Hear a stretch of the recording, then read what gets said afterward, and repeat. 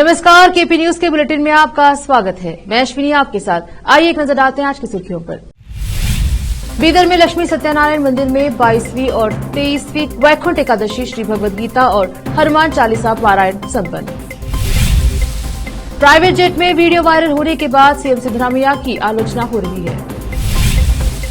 केरल में कांग्रेस के विरोध मार्च में हिंसा, पुलिस ने आंसू गैस और वाटर कैनन का किया इस्तेमाल।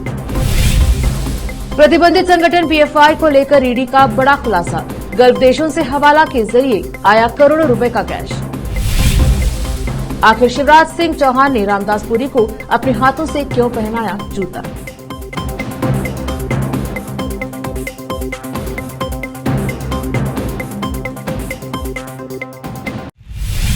अब समाचार विस्तार से। बीदर शहर के रामपुरे कॉलोनी नारायणपुरम ध्यान मंदिर लक्ष्मी सत्यनारायण गो school, Lakshmi Satyanarayan charitable trust, Shri Lakshmi Narayan गो स्कूल ट्रस्ट के अध्यक्ष प्रभाकर माइलापुर, सचिव नरसिम्हा वासुदेव दीक्षित ने एक प्रेस विज्ञप्ति में कहा कि 22 और 23 तारीख को 2 दिनों के लिए वैकुंठ एकादशी के रूप में विशेष कार्यक्रम का आयोजित किए गए थे। विशेष संवाददाता की रिपोर्ट।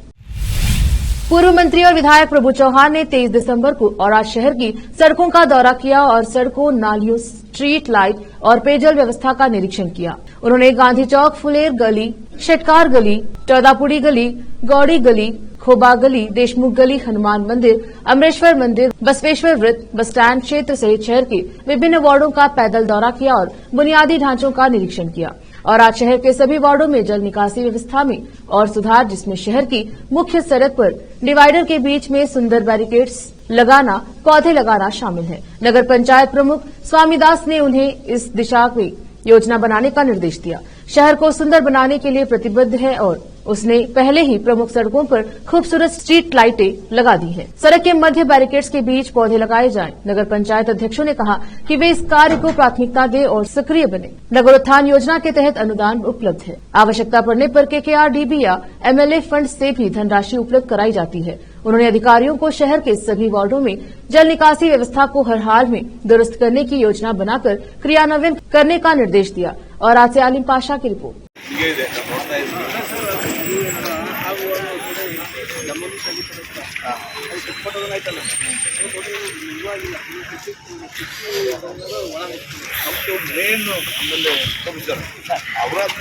ಡ್ರೈನ್ ಕೆಲಸ ಆಮೇಲೆ ಒಳಗೆ ಪುಟ್ಟಿ ವಾಟರ್ ಡ್ರೈನ್ ಸರಿ ಇಲ್ಲ.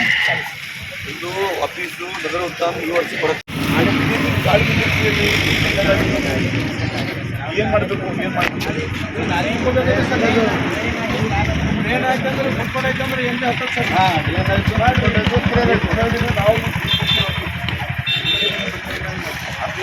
ಇದು ಆಗಿಲ್ಲ ಸರ್, ಅಲ್ಲಿ ತನ ಕೂಲಿನ ತನ ಈಗ ಅಷ್ಟೇ ಉಳಿದು ಒಂದೇ ಉಳಿದು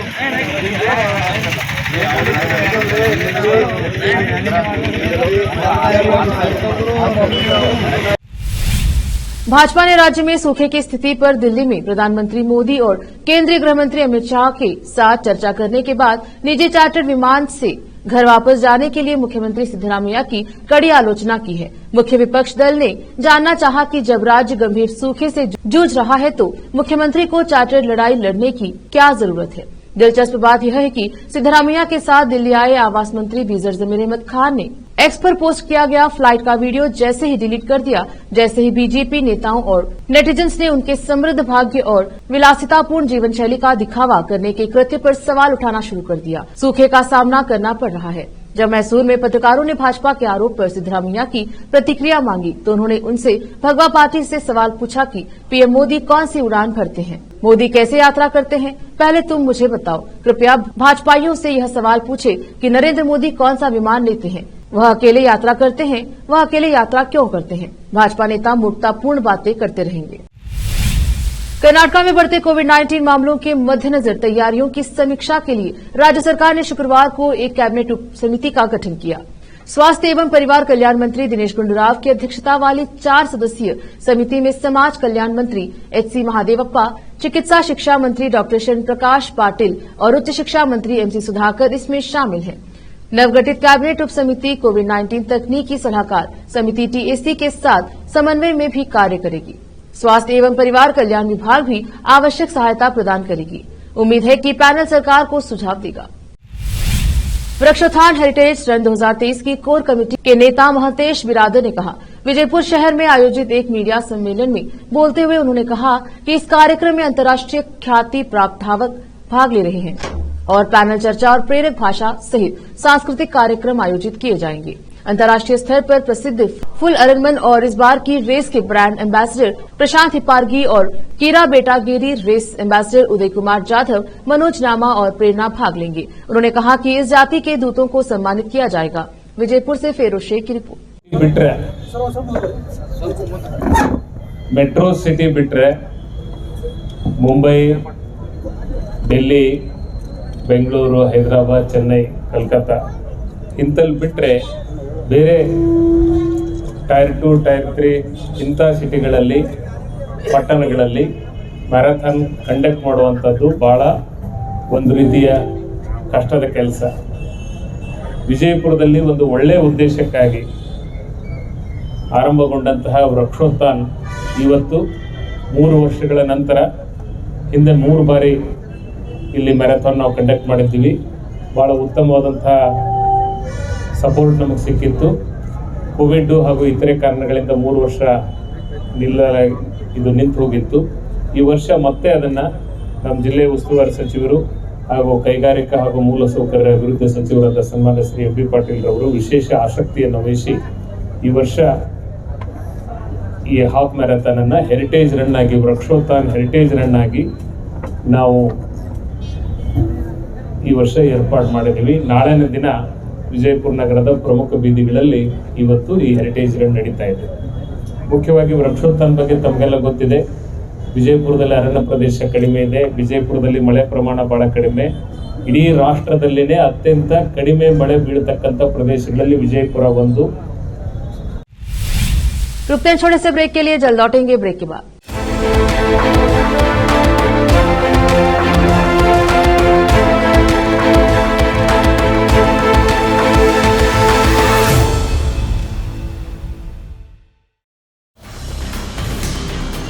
हिंदुस्तान के हर कोने में हम हैं मौजूद। 24 घंटे हालात पर गहरी नजर, खबरों से जुड़े चुपते सवालात और आपको दिखाता है धार्मिक, सामाजिक, राजनीतिक, लोकल और इंटरनेशनल न्यूज की सबसे बेहतर कवरेज, जो आपको रखती है हर पल बाखबर। देश और दुनिया भर की खबर के लिए देखते रहें केपी न्यूज 24/7। ब्रेक के बाद स्वागत है आपका। देखते हैं समाचार। केरल में विपक्षी दल कांग्रेस के प्रदर्शन के दौरान हिंसा की खबरें हैं। प्रदर्शनकारियों ने पुलिसकर्मियों पर पथराव किया, जिसके बाद भीड़ को काबू में करने के लिए पुलिस ने वाटर कैनन का इस्तेमाल कर प्रदर्शनकारियों को तितर-बितर कर दिया। यह मार्च केरल प्रदेश कांग्रेस कमेटी केपीसीसी ने वाम सरकार के लोगों तक पहुंचने के कार्यक्रम नव केरल सदास के खिलाफ आंदोलन के दौरान अपने कार्यकर्ताओं पर पुलिस के कथित अत्याचार के विरोध में आयोजित किया। जिस वक्त पुलिस ने आंसू गैस के गोले छोड़े और पानी की बौछार छोड़ी, उस वक्त केपीसीसी प्रमुख के सुधाकरन विधानसभा में विपक्ष के नेता वीडी सतीशन और वरिष्ठ नेता रमेश चन्नीथला सहित वरिष्ठ नेता डीजीपी कार्यालय के पास अस्थायी मंच पर मौजूद रहे। सुधाकरन और चन्नीथला आंसू गैस के गोलों से प्रभावित हुए, जिसके बाद कांग्रेस कार्यकर्ताओं ने उन्हें पास खड़ी एक कार तक पहुंचाया। सुधाकरन ने जैसे ही अपना भाषण समाप्त किया, पार्टी सदस्य डीजीपी कार्यालय के पास लगाए गए अवरोधकों पर चढ़ने लगे और उन्होंने सुरक्षा घेरे को पार करने का प्रयास किया। सतीशन के संबोधन के दौरान पानी की बौछारें छोड़ी गई। इसके बाद अफरा तफरी के माहौल में सभा समाप्त हो गई। कांग्रेस सांसद शशि थरूर ने यह बेहद चौंकाने वाला अनुभव बताया। कांग्रेस कार्यकर्ता शांतिपूर्ण तरीके से विरोध कर रहे थे। बड़े बड़े नेताओं के भाषण हो रहे थे। अचानक बिना किसी भी उकसावे के कारण मंच के ठीक पीछे एक आंसू गैस का गोला फटा और पानी की बौछार की गई। हमें समझ में नहीं आया कि क्यों कोई उकसावे की बात नहीं है और कोई चेतावनी जारी नहीं की गई है। मैंने तुरंत डीजीपी को फोन किया और कड़ी भाषा में विरोध किया। यह एक आपराधिक कृत्य था। यह बिना किसी उकसावे के, बिना किसी चेतावनी के हुआ। केरल अराजक शासक का गवाह बन रहा है, जिन्हें कानून का पालन करने वालों पर हमला करने की पूरी आजादी दी गई है। मैं इसे संसद स्पीकर के समक्ष भी उठाने जा रहा हूं, क्योंकि मंच पर मौजूद आधा दर्जन सांसदों के संसदीय विशेषाधिकारों का उल्लंघन किया गया है। प्रतिबंधित संगठन पीएफआई को लेकर ईडी ने बड़ा खुलासा किया है। गल्फ देशों से सवाल हवाला के जरिए करोड़ों रुपए का कैश आया है। ब्लैक मनी को वाइट करने के लिए समर्थकों के अकाउंट में ये कैश जमा करवाया गया है, जिसके बाद पीएफआई के अकाउंट में ट्रांसफर करवाया गया। बता दें कि गल्फ देशों में पीएफआई के हजारों समर्थक मौजूद हैं। चंदे के नाम पर विदेश में करोड़ों रुपए जमा किए जाता है।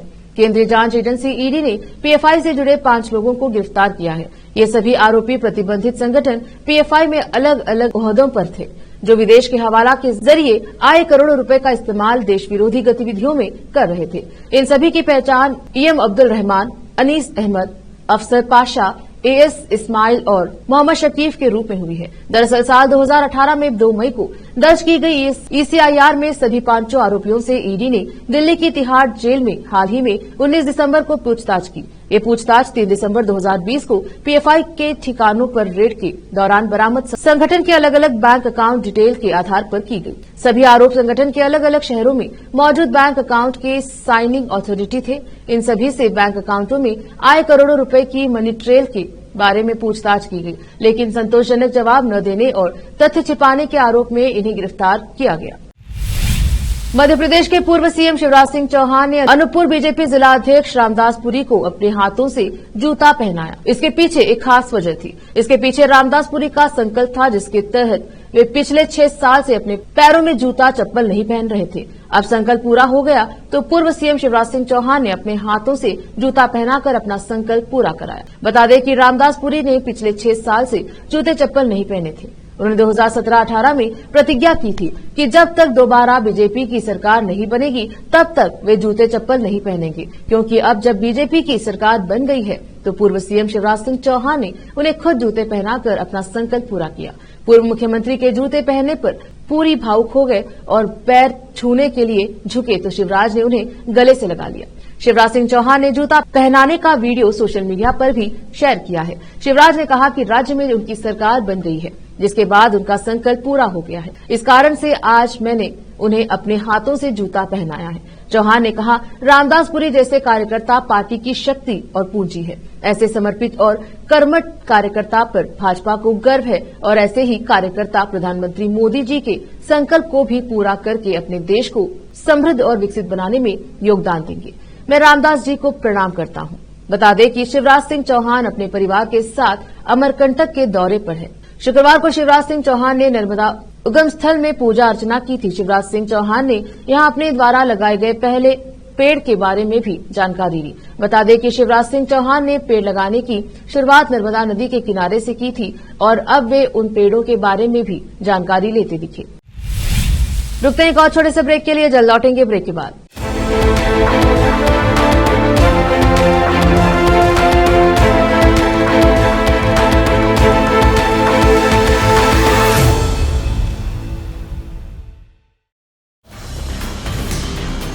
हिंदुस्तान के हर कोने में हम हैं मौजूद। 24 घंटे हालात पर गहरी नजर, खबरों से जुड़े चुपते सवालात और आपको दिखाता है धार्मिक, सामाजिक, राजनीतिक, लोकल और इंटरनेशनल न्यूज की सबसे बेहतर कवरेज, जो आपको रखती है हर पल बाखबर।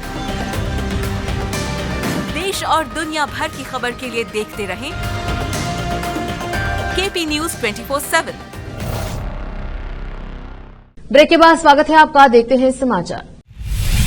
गिरिराज सिंह अपने 5 दिवसीय बेगूसराय के दौरे पर पहुंचे हैं। इस दौरान केंद्रीय मंत्री ने एक बार फिर नीतीश कुमार पर जुबानी हमला किया। उन्होंने बड़ा दावा करते हुए कहा कि बहुत जल्द ही जनता दल यूनाइटेड का आरजेडी में विलय होने वाला है। उन्होंने कहा कि इस विलय के बाद नीतीश कुमार की भूमिका बहन जैसी बनकर रह जाएगी। उन्होंने कहा कि बिहार में बड़ा राजनीतिक बदलाव होने जा रहा है।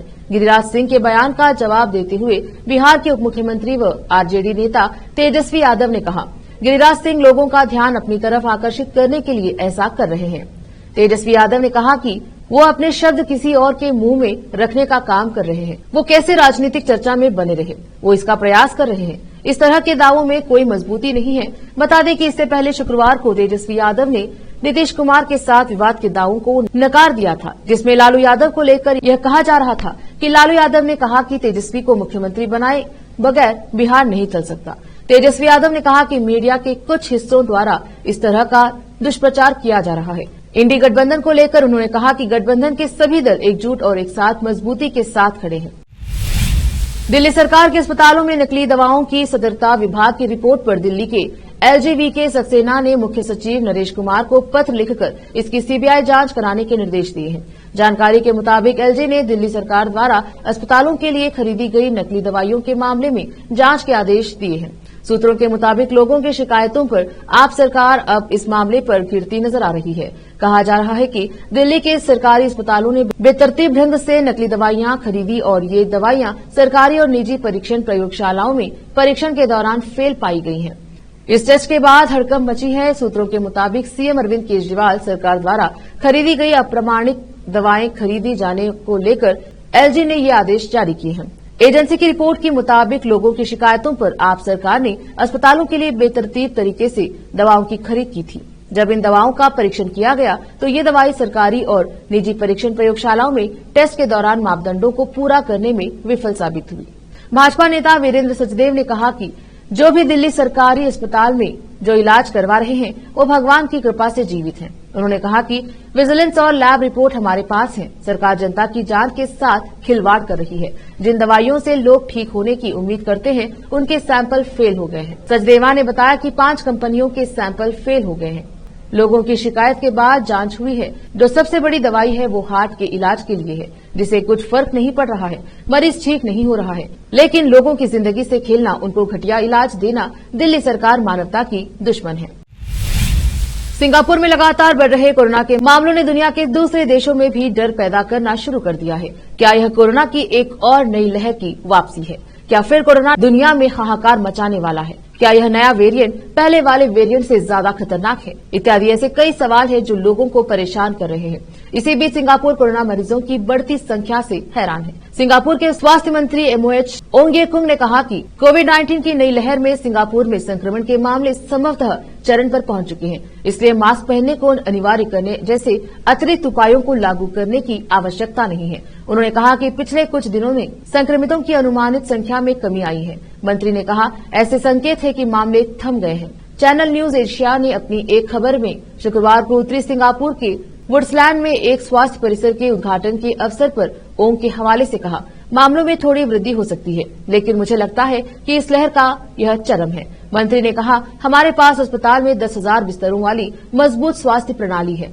600 से 700 बिस्तर पर मरीजों के होने का मतलब है कि 6-7% बिस्तर पर संक्रमित मरीज हैं, जो कम नहीं है। यह हमारे स्वास्थ्य कर्मियों और हमारे तंत्र पर काम के अच्छे खासे दबाव जैसा है। ओंग ने कहा, हम आकलन कर रहे हैं कि क्या हम अतिरिक्त एसएमएम सुरक्षित प्रबंधन उपायों के बिना इसका सामना कर सकते हैं। इजरायल हमास युद्ध के बीच गाजा के लोगों को राहत पहुंचाने के लिए संयुक्त राष्ट्र सुरक्षा परिषद यूएनएससी ने एक बड़े प्रस्ताव को अंगीकार किया है। यह प्रस्ताव संयुक्त अरब अमीरात की ओर से पेश किया गया था। प्रस्ताव पर अमल करते हुए संयुक्त राष्ट्र सुरक्षा परिषद ने गाजा में मानवीय सहायता बढ़ाने की मांग को अंगीकार किया है, लेकिन इसमें युद्ध विराम का कोई जिक्र नहीं है। संयुक्त राष्ट्र महासचिव ने कहा कि सहायता प्रभावी ढंग से मिले, इसके लिए युद्ध विराम की बेहद आवश्यकता है। संयुक्त अरब अमीरात द्वारा तैयार किए गए इस प्रस्ताव पर कई दिनों तक गहन विचार विमर्श हुआ। इसके बाद 15 देशों की परिषद ने शुक्रवार को इसे अंगीकार कर लिया। इस प्रस्ताव के पक्ष में 13 वोट पड़े, जबकि विरोध में एक भी वोट नहीं पड़ा। वहीं रूस और अमेरिका मतदान में शामिल नहीं हुए। इस प्रस्ताव में युद्ध विराम का कोई जिक्र नहीं है और इस कारण से विशेषज्ञों ने इसे कमजोर करार दिया। संयुक्त राष्ट्र महासचिव एंटोनियो गुटेरेस ने प्रस्ताव के अंगीकार किए जाने के बाद संयुक्त राष्ट्र मुख्यालय में पत्रकारों से कहा कि गाजा में लोगों की जरूरतों को पूरा करने के लिए मानवीय युद्ध विराम ही एकमात्र तरीका है। उन्होंने कहा, मुझे उम्मीद है कि आज का सुरक्षा परिषद का प्रस्ताव अंततः ऐसा करने में मदद कर सकता है, लेकिन अब भी बहुत कुछ किए जाने की जरूरत है। गाजा में इजरायल की ओर से शुरू किए गए युद्ध में अब तक 20,000 से अधिक फिलिस्तीनी नागरिकों की मौत हो चुकी है। गाजा के स्वास्थ्य विभाग के अधिकारियों ने शुक्रवार को यह जानकारी दी। फिर से एक नजर आज के मुख्य समाचारों पर। बीदर में लक्ष्मी सत्यनारायण मंदिर में 22वीं और 23वीं वैकुंठ एकादशी, श्री भगवद गीता और हनुमान चालीसा पारायण संपन्न। प्राइवेट जेट में वीडियो वायरल होने के बाद सीएम सिद्धरामैया की आलोचना हो रही है। केरल में कांग्रेस के विरोध मार्च में हिंसा, पुलिस ने आंसू गैस और वाटर कैनन का किया इस्तेमाल। प्रतिबंधित संगठन पीएफआई को लेकर ईडी का बड़ा खुलासा, गल्फ देशों से हवाला के जरिए आया करोड़ों रुपए का कैश। आखिर शिवराज सिंह चौहान ने रामदास पुरी को अपने हाथों से क्यों पहनाया जूता।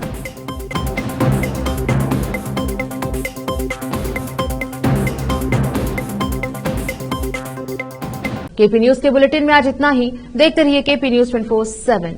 धन्यवाद।